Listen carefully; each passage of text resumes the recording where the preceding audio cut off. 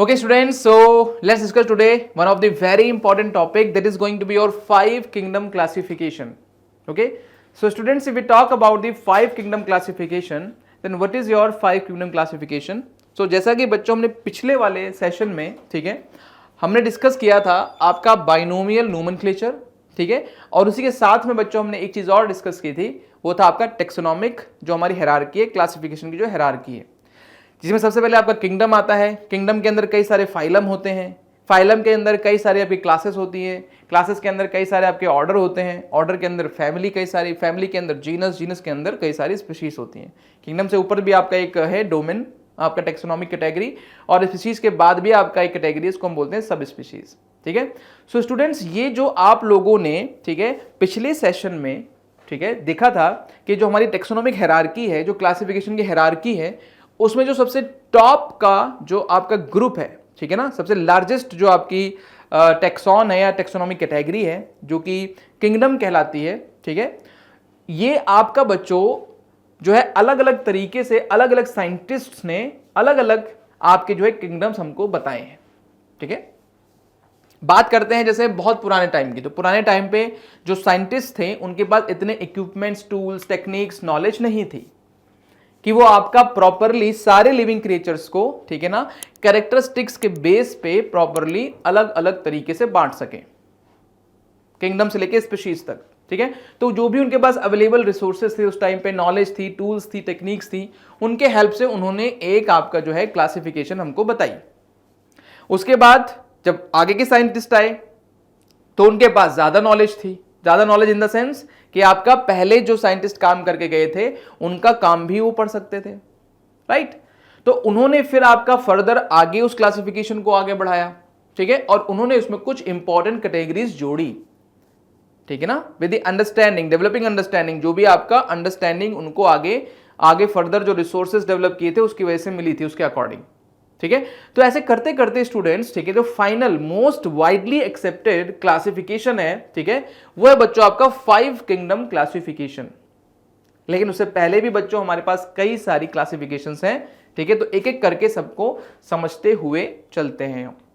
But before students starting this thing, let me tell you again, ठीक है, जैसा कि आप लोगों को याद होगा कि जो क्लासिफिकेशन है उसमें जो हायरार्की है, उसमें टॉप के लेवल पे जो सबसे बड़ा ग्रुप आता है किंगडम। एक किंगडम के अंदर कई सारे आपकी फाइलम, देन उसके बाद कई सारी एक फाइलम में कई सारी क्लासेस, लाइक उस तरीके से सब स्पीशीज तक आपका हम लोग जाते हैं। ठीक है, तो उसमें से किंगडम लेवल की क्लासिफिकेशन की हम यहाँ पे सिर्फ बात करने वाले हैं, आगे के जो डिविजन्स हैं, ठीक है, उनकी हम यहाँ पे बात अभी नहीं करेंगे।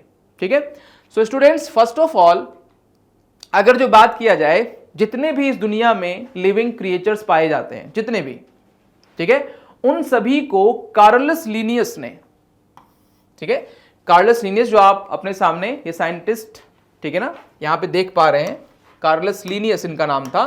तो कार्लस लीनियस ने स्टूडेंट्स आपका जो है, ठीक है ना, 1707 से लेके 1778 तक का इनका जो है टाइम स्पैन रहा है। तो कार्लस लीनियस ने जितने भी लिविंग क्रिएचर्स थे इस दुनिया में, उन सभी को आपका दो बड़े बड़े किंगडम्स में बांट दिया। तो इन्होंने कहा कि इस दुनिया में जितने भी लिविंग क्रिएचर्स हैं ये आपका दो ग्रुप में बांटे जाएंगे, जितने भी लिविंग क्रिएचर्स हैं। कौन से दो ग्रुप थे स्टूडेंट्स? ग्रुप थे आपका प्लांटी और आपका था एनिमेलिया। यानी कि इन्होंने कहा जितने भी इस दुनिया में लिविंग ऑर्गेनिजम्स पाए जाते हैं इनको हम दो ग्रुप में बांट देते हैं। एक ग्रुप उन्होंने बनाया प्लांटी, तो कुछ को उसमें रख दिया, और एक ग्रुप बनाया उन्होंने एनिमेलिया, कुछ को इसमें रख दिया। बेसिस क्या था स्टूडेंट्स? किस पर्टिकुलर बेस पे उन्होंने ये दो ग्रुप बनाए थे और लिविंग ऑर्गेनिजम्स को अलग अलग बांट दिया था? तो स्टूडेंट्स, इस केस में जो बेस था वो था आपका, यहां पे लिख देते हैं, ठीक है, डाउनसाइड सेल वॉल। यहां पे बच्चों जो बेस था, जिसके बेस पे इन्होंने बांटा था, ठीक है ना, इन लिविंग ऑर्गेनिजम्स को, वो था सेल वॉल। तो जिनके अंदर सेल वॉल थी, ठीक है ना, जिनमें आपका सेल वॉल प्रेजेंट थी, इन्होंने कहा वो सब रहेंगे प्लांटी में। ठीक है, तो यहां पे लिखते हैं बच्चों, इन्होंने क्या कहा, जिनमें सेल वॉल प्रेजेंट है।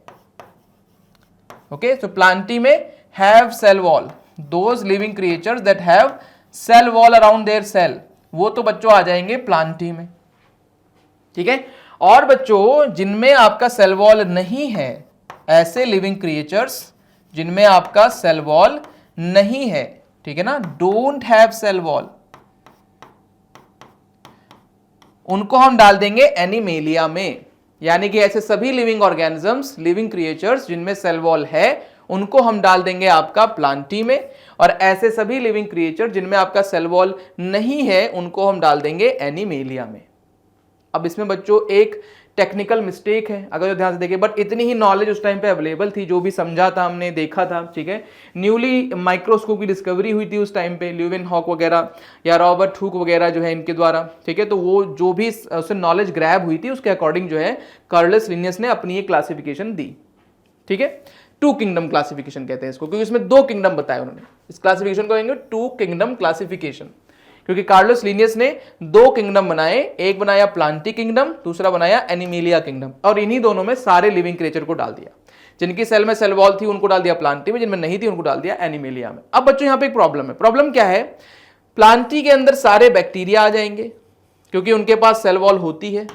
प्लांटी के अंदर बहुत सारे बच्चों प्रोटिस्टा आ जाएंगे, क्योंकि उनमें भी सेल वॉल होती है, ठीक है।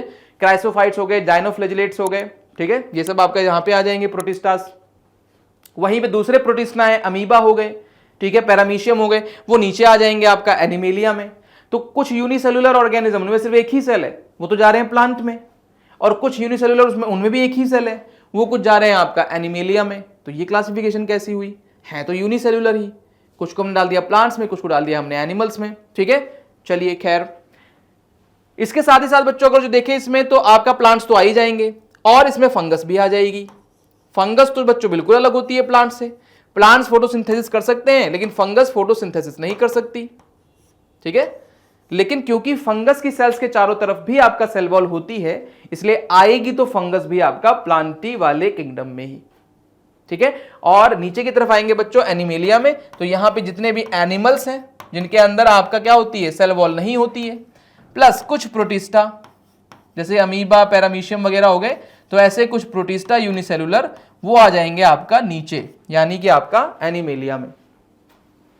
अब बच्चों ये जो क्लासिफिकेशन हमको यहां पे मिली है कार्लस लिनियस के द्वारा, ठीक है, अगर जिसको आप ध्यान से देखेंगे, ठीक है, तो इस पर्टिकुलर क्लासिफिकेशन में बहुत सारी प्रॉब्लम्स क्रिएट होती हुई पहले ही दिख रही हैं।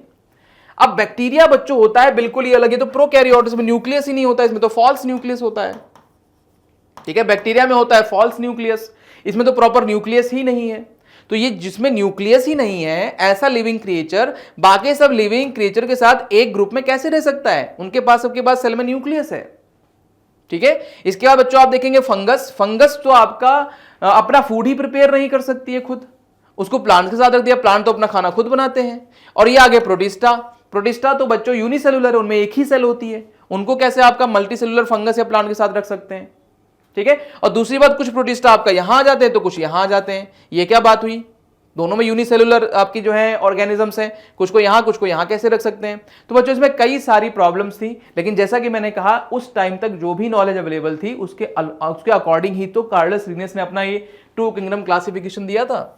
तो उसके बाद जैसे जैसे फर्दर स्टडीज हुई, जैसे जैसे समय आगे बढ़ा, तो फिर और क्लासिफिकेशंस हमारे पास आई, और जो साइंटिस्ट थे उन्होंने इन दोनों किंगडम्स के अलावा भी कुछ किंगडम्स बनाए ताकि एक बेहतर क्लासिफिकेशन क्रिएट की जा सके। तो बच्चों जस्ट कार्लस लिनियस के टू किंगडम क्लासिफिकेशन वाले, ठीक है ना, जो प्रोसेस है, उसके बाद हमारे पास आते हैं आपका अर्नस्ट हाइकल, ठीक है। तो नेक्स्ट साइंटिस्ट जो बच्चों हमारे पास आते हैं वो आते हैं अर्नस्ट हाइकल। सो अर्नस्ट हाइकल ने स्टूडेंट्स 1860 के टाइम पे, ठीक है, तीन किंगडम की क्लासिफिकेशन दी। इन्होंने कहा कि एक दो नहीं, तीन किंगडम होंगे, थ्री किंगडम क्लासिफिकेशन होगा। इन्होंने जो किंगडम बनाए वो क्या था? प्लांटी था बच्चों, एनिमेलिया था, और आपका प्रोटिस्टा था। प्लांटी, एनिमेलिया और प्रोटिस्टा।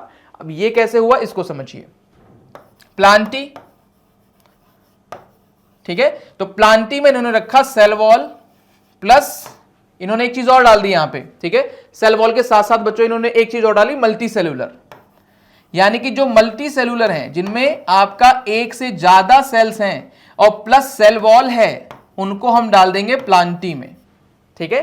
जिनमें सेल वॉल है और एक से ज्यादा सेल हैं, उनको हम डालेंगे प्लांटी वाले किंगडम में, ठीक है। इसके बाद बच्चों रखेंगे हम एनिमेलिया। इसके बाद बच्चों हम क्या रखेंगे? एनिमेलिया रखेंगे। और एनिमेलिया में हम रखेंगे ऐसे लिविंग क्रिएचर को जो कि मल्टी सेलुलर है, ठीक है ना, मल्टी सेलुलर है, और इनमें आपका जो है सेल वॉल नहीं है। और जो तीसरा ग्रुप बनाया इन्होंने प्रोटिस्टा का, तीसरा ग्रुप बच्चों ने बनाया प्रोटिस्टा का, उन्होंने इसमें रख दिए सारे यूनिसेल्यूलर।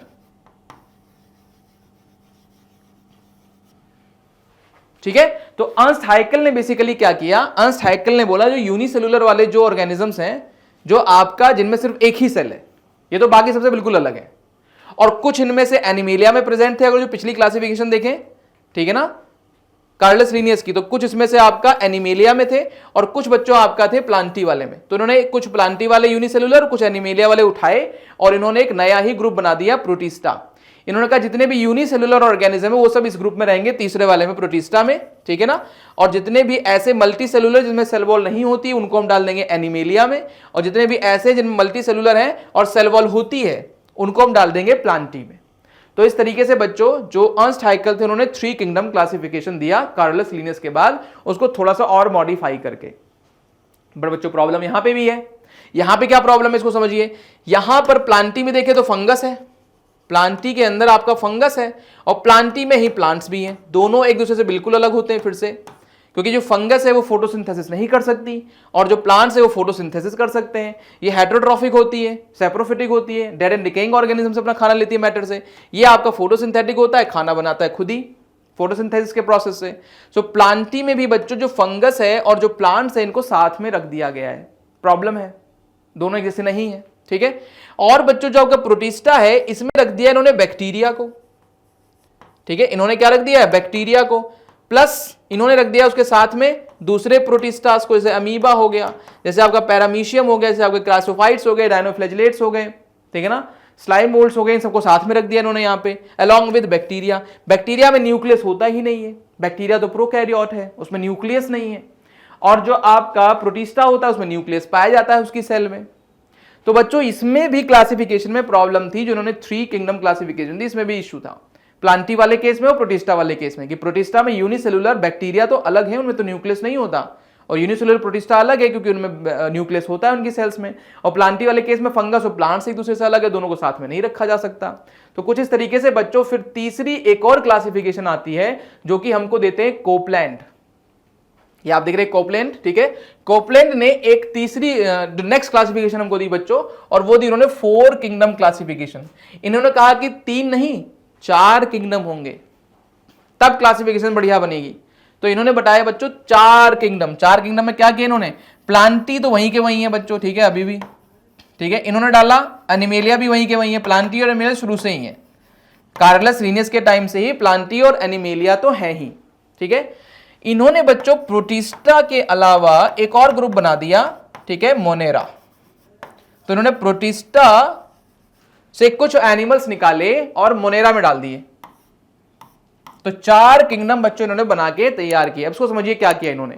प्रोटिस्टा में बच्चों यूनिसेल्युलर ऑर्गेनिजम्स थे, ठीक है, तो इन्होंने यूनिसेल्युलर ऑर्गेनिजम्स के 2 ग्रुप बनाए, यूनिसेल्युलर के, ठीक है ना, यूनिसेल्युलर के इन्होंने 2 ग्रुप बनाए। तो मोनेरा में भी यूनिसेल्युलर ही है, ठीक है बच्चों, और प्रोटिस्टा में भी यूनिसेल्युलर ही है। तो मोनेरा और प्रोटिस्टा दोनों में क्या है बच्चों, यूनिसेल्युलर है अकॉर्डिंग टू कोपलैंड, ठीक है। लेकिन जो बच्चों प्रोटिस्टा में यूनिसेल्युलर है यह है यूकैरियोट। ये क्या है, यूकैरियोट, यानी कि विद न्यूक्लियस, ये विद न्यूक्लियस, न्यूक्लियस के साथ वाले हैं, ठीक है। और जो यूनिसेल्युलर मोनेरा में है यह है बच्चों प्रोकैरियोट, प्रोकैरियोट, यानी कि बच्चों ये वो यूनिसेल्युलर है जिनमें आपका न्यूक्लियस नहीं होता, विदाउट न्यूक्लियस, ठीक है। सो बच्चों प्रोटिस्टा जो था जिसमें यूनिसेल्युलर ऑर्गेनिजम्स थे, कोपलैंड ने प्रोटिस्टा को उठा के 2 टुकड़ों में तोड़ा और उन्होंने एक टुकड़ा और बनाया मोनेरा। मोनेरा में उन्होंने सारे यूनिसेल्युलर प्रोकैरियोट्स को डाल दिया जिसमें न्यूक्लियस नहीं होता है, और जो यूनिसेल्युलर यूकैरियोट्स है जिनमें न्यूक्लियस होता है उनकी सेल्स में, उनको उन्होंने प्रोटिस्टा में ही रहने दिया। तो बैक्टीरिया जितने थे बच्चों वो सब अलग होके मोनेरा में आ गए, जितने बैक्टीरिया थे वो सब अलग होके कहां आ गए, मोनेरा में आ गए, ठीक है। एनिमेलिया वाले तो अपनी अच्छी चली रहे थे, ठीक है, मल्टी सेल्युलर हैं, ठीक है, और हेटेरोट्रॉफिक हैं, और सेल वॉल इनके अंदर नहीं होती है, तो मल्टी सेल्युलर है, विदाउट सेल वॉल है, ठीक है, विदाउट सेल वॉल है, ठीक है, और आपका हेटेरोट्रॉफिक है, अपना खाना दूसरों से लेते हैं। तो इनकी कैरेक्टरिस्टिक प्रॉपर्टी तो पहले ही सेट हो गई थी, तब से इनको समस्या नहीं हुई। जब 3 किंगडम क्लासिफिकेशन बना तभी से ही एनिमेलिया वाला तो सेट हो गया था। प्रोटिस्टा और मोनेरा अब सेट हो गया, ठीक है। अब बचा प्लांटी में समस्या। प्लांटी में समस्या क्या है, इसमें फंगस भी बैठा हुआ है, तो प्लांटी के ग्रुप में अभी फंगस भी है और इसमें आपका प्लांट्स भी हैं। बच्चों फिर से अलग है दोनों बिल्कुल एक दूसरे से। तो अब समस्या जो रह गई है वो आपका सिर्फ एक ही ग्रुप में रह गई है, प्लांटी वाले किंगडम में, क्योंकि फंगस और प्लांट दोनों अलग होते हैं। फंगस अपना खाना खुद नहीं बना सकती है, नॉन फोटोसिंथेटिक प्लांट्स कह सकते हैं इनको एक तरीके से, उस टाइम पे जो कहा जाता था, ठीक है। तो इनको भी अलग किया गया बच्चों, और फिर आई final widely most accepted classification, ठीक है, जिसको हम स्टडी करेंगे इस वाले चैप्टर में, डायवर्सिटी इन लिविंग ऑर्गेनिज्म, हमारी इस क्लास में डिटेल में, और वो है बच्चों 5 किंगडम क्लासिफिकेशन, ठीक है। 5 किंगडम वाली क्लासिफिकेशन दी गई, जिसमें यह कहा गया कि 5 किंगडम होते हैं, ठीक है। 5 किंगडम कौन कौन से, मोनेरा, जिसमें सारे यूनिसेल्युलर प्रोकैरियोट्स आ गए, तो इसमें सारे बच्चों यूनिसेल्युलर, ठीक है ना, कौन आ गए, प्रोकैरियोट्स, यूनिसेल्युलर प्रोकैरियोट्स आ गए, ठीक है। इसका बच्चों आ जाता है प्रोटिस्टा। प्रोटिस्टा में आपके सारे यूनिसेल्युलर, ठीक है ना, यूकैरियोट्स आ जाते हैं, यूनिसेल्युलर यूकैरियोट्स। इसके बाद बच्चों इन्होंने एक ग्रुप और बनाया, यही वो ग्रुप है बच्चों 5वां, फंगस। 5th ग्रुप इन्होंने बताया फंगस। प्लांटी जो किंगडम था उसको 2 हिस्सों में तोड़ा इन्होंने, प्लांटी किंगडम को 2 हिस्सों में तोड़ दिया और उन्होंने बताया फंगस। फंगस में क्या है, ये नॉन फोटोसिंथेटिक है, ठीक है, हेटेरोट्रॉफिक है, डेड एंड डिकेइंग ऑर्गेनिज्म से अपना खाना लेते हैं, ठीक है। और प्लांटी इन्होंने बना दिया जो कि आपका फोटोसिंथेटिक है, अपना खाना क्लोरोफिल पिगमेंट की हेल्प से खुद बनाते हैं लाइट का यूज करके। और आपका एनिमेलिया तो अपनी जगह सेट पहले से ही था, ठीक है। तो मल्टी सेल्यूलर है, ठीक है। मल्टी सेल्यूलर बच्चों ये भी है, ये भी मल्टी सेल्यूलर है, ये भी मल्टी सेल्यूलर है, ठीक है। और आपका एनिमेलिया मल्टी सेल्यूलर के साथ साथ हेटेरोट्रॉफिक भी है।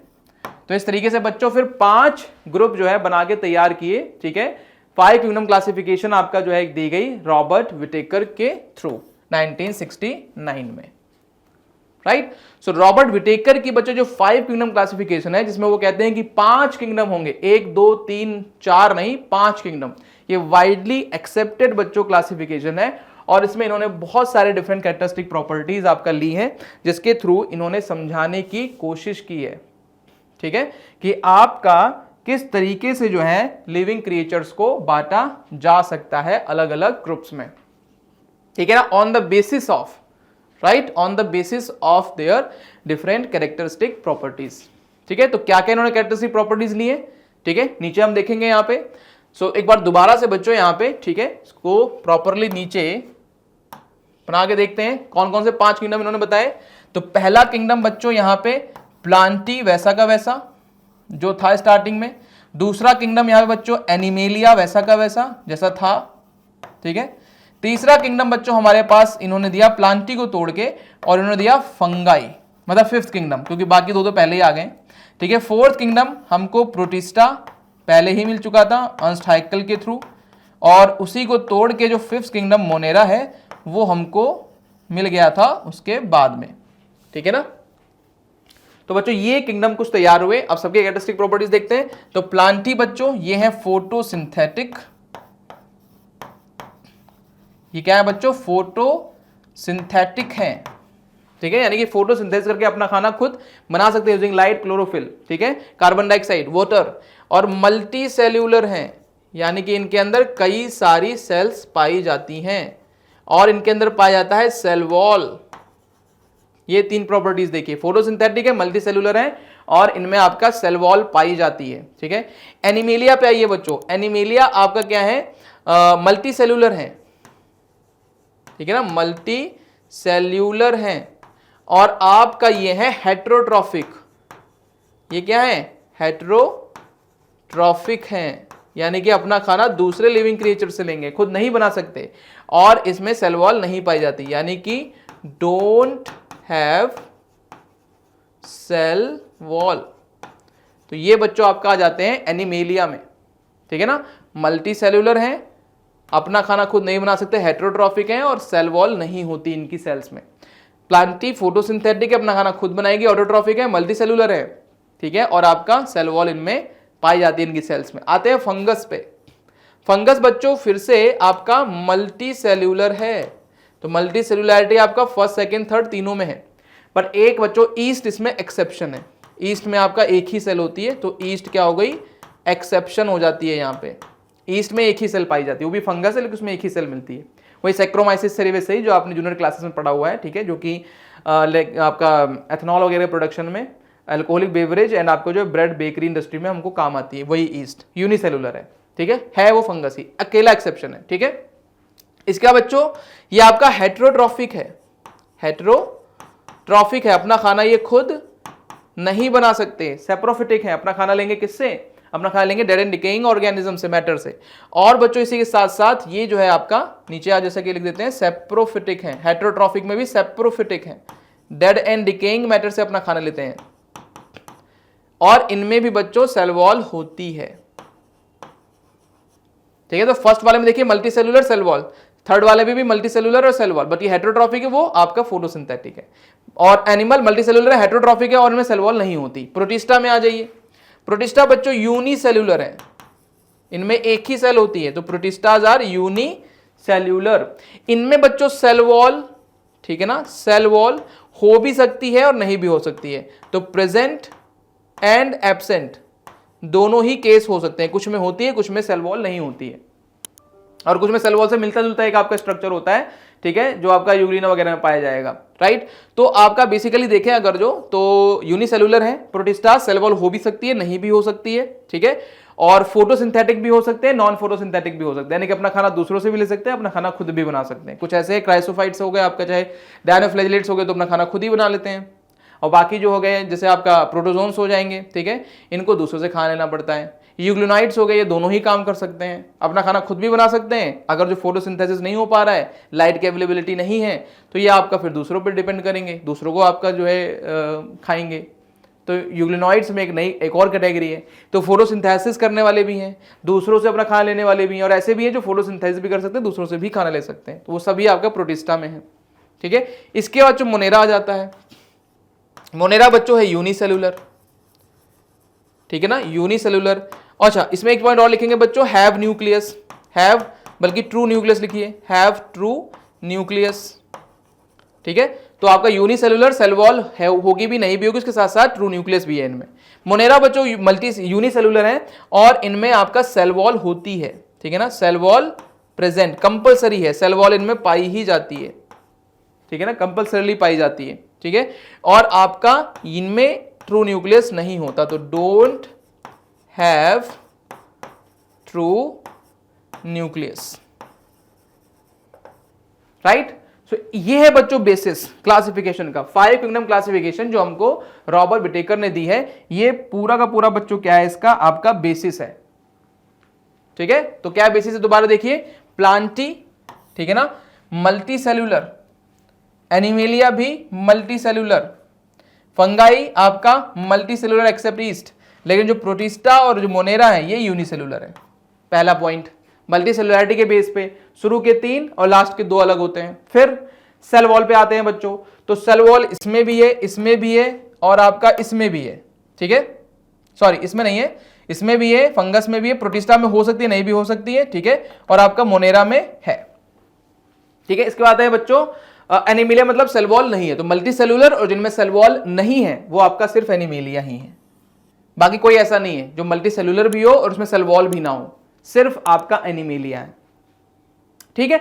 उसके बाद बच्चों तो एनिमेलिया बिल्कुल अलग हो गया सबसे। अब एनिमेलिया को किसी और से कंपेयर करने की जरूरत नहीं है, क्योंकि मल्टी सेलुलर और सेल वॉल नहीं होना, ये दोनों प्रॉपर्टी एक साथ आपका सिर्फ एनिमेलिया में ही पाई जाती है, ठीक। इसके बाद बच्चों आते हैं आपका बाकी कैटेगरी देखते हैं। तो प्लांटी आपका मल्टी सेलुलर था, सेल वॉल थी, तो आपका फंगस में भी मल्टी सेलुलर है, सेल वॉल है, लेकिन ये फोटोसिंथेटिक है और ये आपका नॉन फोटोसिंथेटिक है, हेट्रोट्रॉफिक है।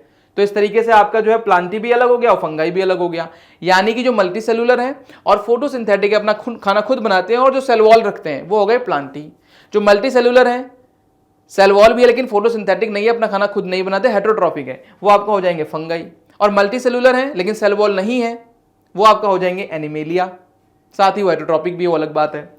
फिर आते हैं प्रोटिस्टा और मोनेरा को देख लेते हैं। तो प्रोटिस्टा और मोनेरा दोनों आपका यूनिसेलुलर है, ठीक है। इसमें कंपलसरी सेल वॉल है मोनेरा में, इसमें हो भी सकती है और नहीं भी हो सकती है, ठीक है। लास्ट वाला पॉइंट देखेंगे बच्चों अगर जो आप, ठीक है, तो आपका जो प्रोटिस्टा है उसमें आपका न्यूक्लियस पाया जाएगा true, membrane bound true nucleus होगा, लेकिन जो आपका मोनेरा है इसमें आपका ट्रू न्यूक्लियस नहीं पाया जाता, एब्सेंट होता है। तो कुछ इस तरीके से इन सब बेसिस पे बच्चों मिला के, ठीक है ना, मल्टी सेलुलैरिटी हो गया, presence absence of cell wall हो गया, अपना खाना कैसे बना रहे हैं पा रहे हैं जो है आउटसाइड वर्ल्ड से वो हो गया, राइट, और आपका न्यूक्लियस की प्रेजेंस और एब्सेंस हो गई। इसके बेस पे रॉबर्ट विटेकर ने ये 5 किंगडम बना दिए, ठीक है, और ये 5 किंगडम क्लासिफिकेशन कहलाती है, जो कि मोस्ट वाइडली एक्सेप्टेड क्लासिफिकेशन है बायोलॉजी में, राइट। चलिए, इसके अलावा भी क्लासिफिकेशन एक और है, ठीक है, जिसमें कार्ल एंड हूस की क्लासिफिकेशन आ जाएगी, ठीक है, 3 डोमेन में डिवाइड करते हैं, उसके बाद 6 किंगडम हमारे पास आ सकते हैं। मोनेरा को भी 2 पार्ट्स में डिवाइड कर सकते हैं। एक आर्की आ जाएगा जो एक्सट्रीम लेवल पे जिंदा रहने वाले बैक्टीरियाज हैं, जैसे कि आपका सॉल्टी वाटर में, बर्फ में, कोल्ड में बहुत ज़्यादा, ठीक है, या बहुत ज़्यादा जो एसिडिक और टेम्परेचर वाली जगह, वॉल्केनोज के आसपास, ठीक है, वहाँ पे पाए जाने वाले आर्की बैक्टीरिया कहलाते हैं, ठीक है ना, मोस्ट प्रिमिटिव ऑर्गेनिजम्स वर्ल्ड के। और दूसरे बच्चों हैं यू बैक्टीरिया, जिनको कि ट्रू बैक्टीरिया भी कहा जाता है, यू बैक्टीरिया, जिनको कि हम ट्रू बैक्टीरिया भी कह सकते हैं। तो ये एक और 6 किंगडम क्लासिफिकेशन आ जाती है, कार्ल एंड हूस, ठीक है। पर अभी के लिए हमको डिस्कस करनी है बच्चों ये वाली क्लासिफिकेशन 5 किंगडम इन डिटेल, जिसको हम आगे में देखते हुए चलेंगे। इसमें हम अलग अलग फाइलम्स को, फिर फाइलम्स में अलग अलग किंगडम्स को बेसिकली उनकी थोड़ी बहुत डिटेलिंग, फिर एनिमल्स और प्लांट्स के अंदर उनके जो डिफरेंट सब कैटेगरीज है उनको डिटेल में देखेंगे, ठीक है। सो बच्चों मिलते हैं नेक्स्ट पर्टिकुलर सेशन में, right. I hope regarding your 5 kingdom and other particular 2 kingdom, 3 kingdom, 4 kingdom classifications are absolutely like clear to all of you, right। इसके बाद फर्दर जो भी डिटेलिंग है इस चैप्टर में आगे देखते हैं नेक्स्ट सेशंस में। Till then keep studying, keep growing, bye everybody, take care, have a nice evening, good night.